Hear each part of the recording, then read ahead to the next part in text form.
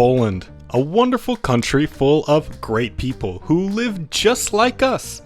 They wake up in the morning, walk to their job, put in a productive day at work, and then hang out with their friends to talk about their day. But despite how great Poland is, what if I made it better?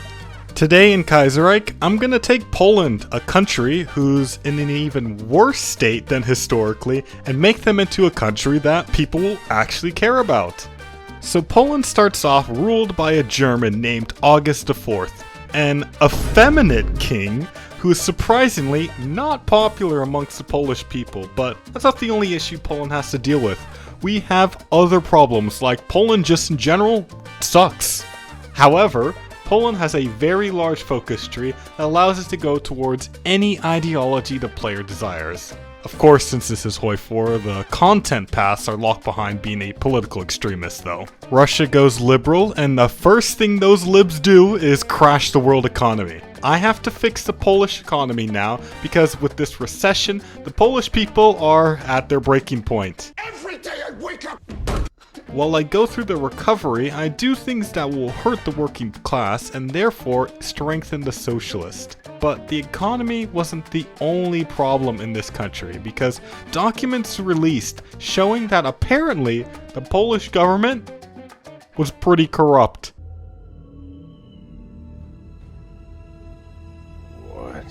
So now I have to investigate all the major political organizations in the country to figure out who's legit and who needs to be arrested. Everybody had some dirty laundry, from the army harboring treasonous thoughts to the church spreading dangerous ideas. I get it. The world, how is it one of the smallest planets, but then 9 billion people live on it, and animals? Don't get it, how, why? Nobody would be safe from the investigations. Noticing that he was the king of Poland, August IV decided that he should have Polish people in his council to guide his leadership. The investigation went in on socialist leadership and found foreign connections to communist nations. Feeling targeted by the king and neglected by the economic recovery plan, many peasants started a strike in Poland, forcing us to do something I really didn't want to do. Sit down and listen to them. The peasants eventually calmed down, and the government had determined that we had dealt a big blow to corruption with the investigations. Things were looking up for Poland, as we started a 4-year plan to double the size of our economy. The stability could be better, but it's not even our fault. Indonesia is in a war for independence against the Dutch, and the Germans dragged us into the war. In 1938, it was election time, and because of my work in influencing the people of Poland, it was a very lopsided result with a very left-leaning government. With such a huge victory for the left, the usual suspects were upset: the conservative nationalists and other leftists. They worked hard to undermine the current government so they could rise up and create their desired Poland. My goal at the moment is to keep socialist support high so when the time is right, the people can rise up. Unfortunately, I accidentally made Poland a better place by negotiating more economic independence, and the war ended in Indonesia, leaving me with good stability. It makes it harder for the socialists to rise up, since how is there supposed to be a revolution if the people are enjoying their lives? Side note, since Poland has some really nice cavalry bonuses, I'm gonna make my entire army out of cavalry. Despite wanting socialism, we can't completely ignore tradition, with the Polish nature of wanting to kill their enemy on horseback. It's interesting to see what happens in the American Civil War when you don't intervene. We got Canada coming in to help the USA, and they just immediately start losing. The feds were so hyped for Canada to deal with the rebels, only for this to happen.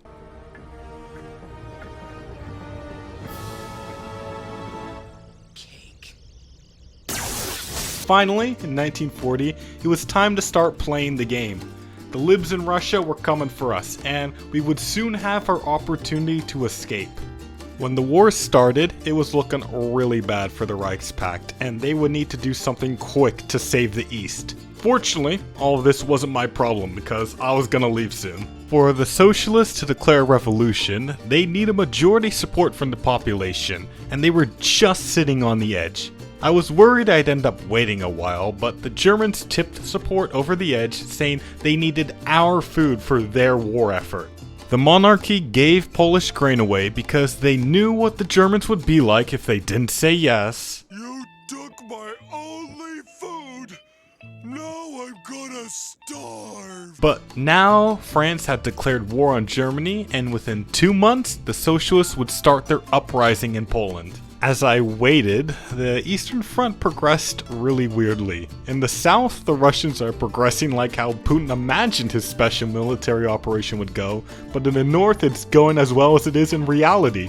Also, there's a Balkan front, and it's off to a really bad start with Transylvania just dipping from the Danube Federation to join Romania. Even little old Denmark tries to make a run for it away from the Germans, which surprised me because Denmark is a nothing ever happens type of country. Finally, in July, it was my time to get off this Titanic. Now, some people weren't happy with this leftward turn, but at least we had solidarity with our comrades in the West. We had a mission to reach to the sea soon, and it looked pretty easy because nobody was around Poland. But surprisingly, the Germans and Austrians pulled up really quick to deal with this enemy nation in the middle of their alliance. Now, it was a tough fight to the Baltic Sea, but we did manage to do it and got an honestly very useless reward.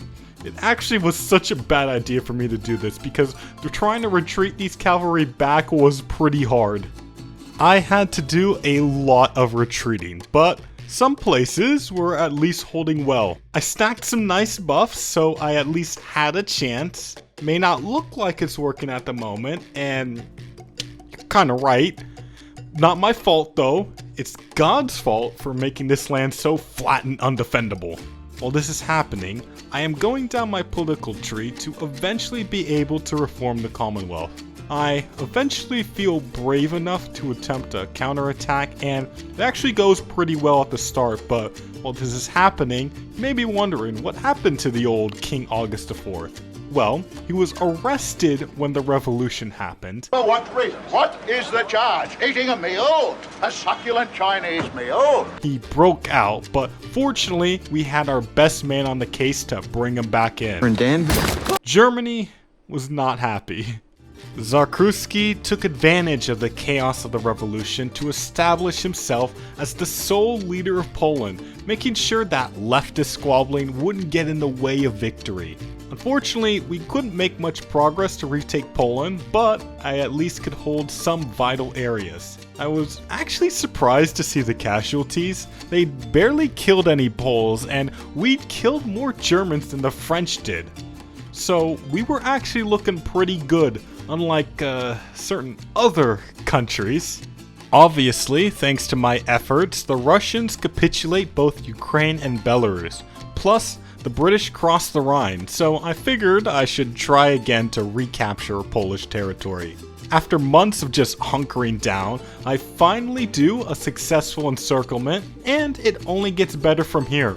I push in multiple directions, retaking the west along with the east. People may doubt my game impact because the borders have barely moved, but the numbers don't lie. I've done more to impact this war than the British and French combined. Our enemies were weak, and I could go beyond just retaking starting Polish lands, but try to retake all rightful Polish claims. Linking up with the Russian lines certainly made things easier for me, allowing me to focus the cavalry on creating Greater Poland. The Germans were pretty much collapsed. They weren't even defending Germany against me anymore. It was mainly Danubians. I guess the shame of having lost to horses was just too much for the Kaiser to bear. For some reason, I had a focus cancel because I was below 50% support for totalism, but there was one problem. It was obviously above that. We were trotting through East Germany, and obviously leaving our best impressions on the German people. And as we approach Berlin, we get the troubling news that apparently our comrades in America lost. I don't even know how they managed that, considering that they had Canada on the brink when I last checked.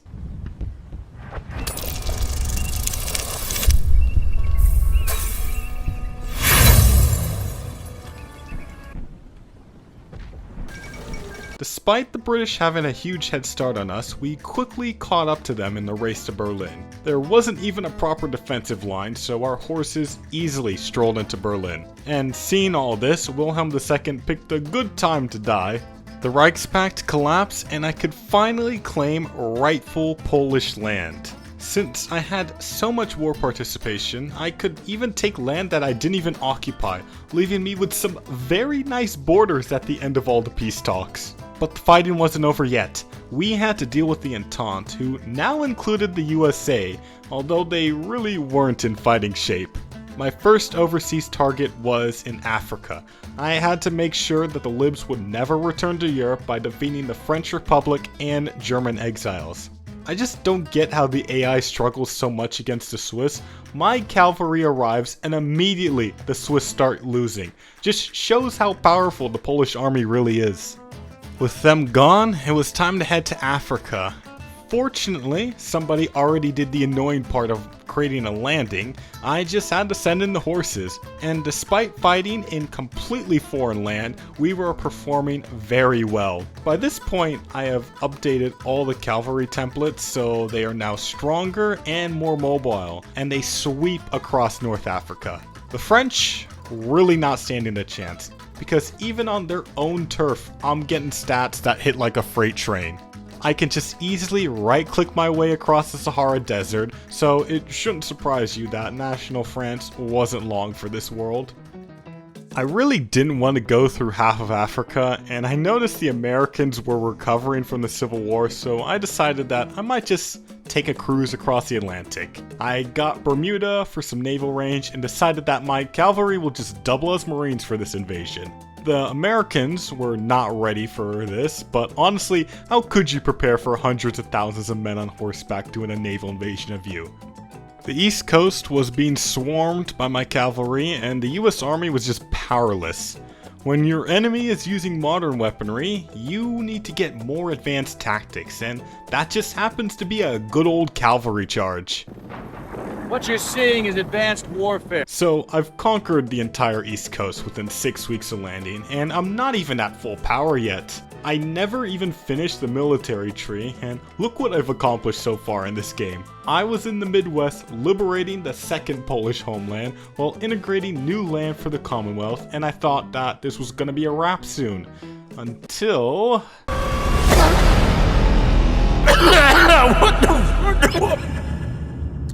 I didn't have much to defend my border, so I asked around for garrison manpower to free up some men to train more troops, and everyone just couldn't be bothered to help me out.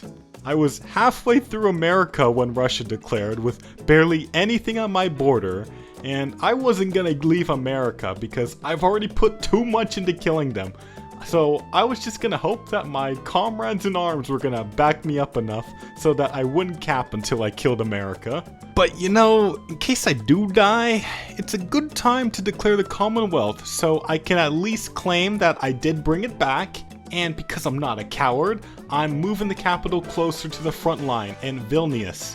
So I'm just bouncing in between opposite sides of the world right now, riding through the Midwest and desperately hoping I don't collapse to the Russians. The Americans, on the other hand, need to completely collapse. I got them on the brink, looking at the state of their army, and I'm just surprised at the ratio of casualties between our countries. The American people would have to be confused on how they're doing this bad. All it takes is a few more encirclements in the Great Plains and some big moves in the Deep South to finally push them over the edge. My allies were finally helping protect the homeland, but the Commonwealth could definitely be looking better. At least with the American army below 50 divisions, I could just battle plan from here and do some minor assistance to get some more pockets. But it was pretty obvious at this point the Entente was cooked, so the entire alliance just collapsed. Since I did all the hard work, I deserved the USA and Canada, and I could finally send these veteran cavalry divisions home to begin the counterattack against the Russians. The vets were fighting on home turf for the first time in a while, and they were definitely performing. The Russians were now gonna understand how we managed to survive on our own while being completely surrounded. I've made a severe and continuous lapse in my judgment. The open plains of Poland greatly suited the cavalry, and I just wanted to show you guys again what I'm rolling with. This template isn't too crazy, it's just mainly the modifiers you can stack as Poland. So even attacking even more wooded areas like in the Baltics isn't too hard. I just had to give the troops orders and the place was taken. It was just that easy. Fortunately, I wasn't alone in pushing. My allies were actually opening up other fronts and doing action, so the Russians weren't going to be a problem for much longer. I snaked through Ukraine and soon got a major pocket in the Pripyat marshes, making it so the Russian military wasn't capable of making any offensives against anyone. I just love that feeling of when you don't have to micro anymore and you can just battle plan your way to victory. Although, the battle plan needed a little bit of help to take care of Russia's Balkan allies, but if Russia itself can't fight me, the Balkaners certainly can't either. All things considered, this was a very clean war for Poland. We fought several great powers for about 4 years, and I didn't even break 500,000 casualties. Of course, since I carried this war, I get to do what I want with Eastern Europe, and I created the ideal Poland. It's just too bad I'm forced to spit a lot of it out, but in the end, I still created a very nice looking Commonwealth. I'm disappointed in myself because I could have made the Cav template even better by putting Katyushas in them, but I made them too late. So if y'all ever try Poland, you should make this template. Hope you guys enjoyed this Poland playthrough. It was really fun trying to win with the cavalry only gimmick. And if you're in the mood for some more of my content, I made a Bannerlord video where I roleplayed as a gangster and became a medieval godfather. It's a bit different from my usual stuff, but it's got the quality you know and love, so give it a watch here. Big thank you to my alumni on Patreon going the extra mile to support me, making every Polish nationalist dream come true. And if you enjoyed this video, remember to leave a like and subscribe for future content. And you guys enjoy the rest of your day. Hope to see y'all again.